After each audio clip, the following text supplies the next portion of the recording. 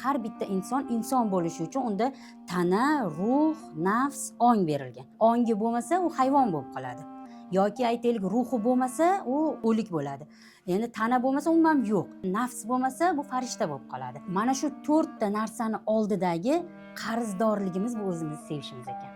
Qarzdorligimiz degansa bizga omonat qilib berilganda tana ham, ruh ham, nafs ham, ong ham bizga eng katta berilgan bizga ne'mat hisoblanadi.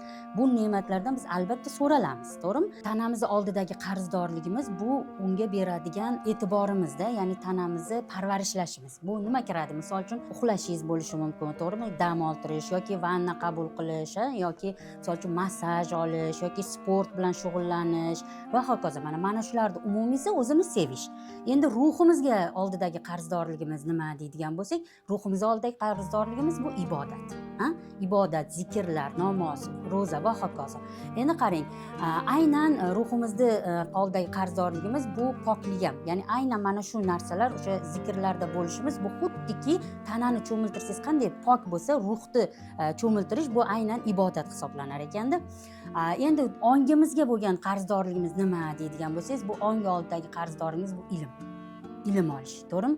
Ilm, ya'ni tafakkurni ishlatish. Tafakkur nima o'zi deydigan bo'lsangiz, tafakkur bu bor ilmlarni qayta o'ylab ko'rish, tafakkur qilish.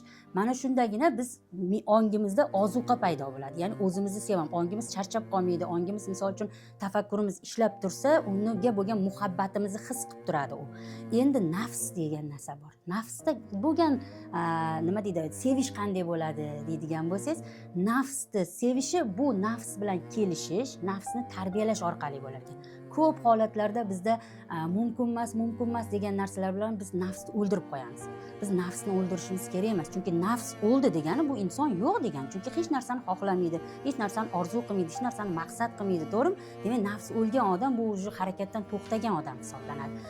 Nafsni qanaqa qilib nima qilish kerak esa, uni tarbiyalash mumkin, u bilan kelishish mumkin.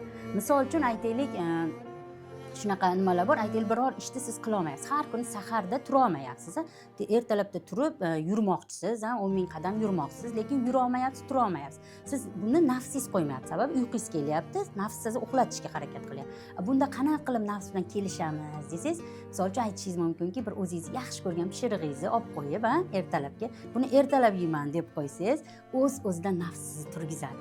Ana shuni yeyish uchun ham siz ham hech kim yo'g'ida o'zim bemalol kofe bilan ichaman desangiz, o'z-o'zidan baribir turgizadi nafs. Va bu orqali siz bir yo'li o'sha o'zingizni rejalashtirgan ishingizga ham bemalol turib ketishingiz mumkin bo'ladi. Mana shularni hammasini umumiy qilib, men o'zimni sevishim kerak deb emas, men o'zimni oldimdagi o'sha 4 ta unsurim oldidagi qarzdorligimni, ya'ni uzishim kerak deb biz harakat qiladigan bo'lsak, o'z-o'zidan sog'lom o'zini sevishga ega bo'lar ekanmiz-da. Endi qarang, o'zini sevish nimaga o'zi global muammoga hammani og'zida bo'lib ketgan. Aslida o'zini seva olmayotgan odamlarda aybdorlik hissi bo'ladi. Ya'ni men o'zimga vaqt ajratmayapman, men o'zimni sevmayapman, men nimaga? Sababi qarang, bu ham o'sha qarzdorlikka boradi-da. Ya'ni qarzi bor odam qanaqa bo'ladi? Qarzi bor odam qanaqadir o'zini aybdor his qiladi, to'g'rimi? Hammani oldida doimiy xavotirda, nimada yuradi, ya'ni xafa bo'lib yuradi-da.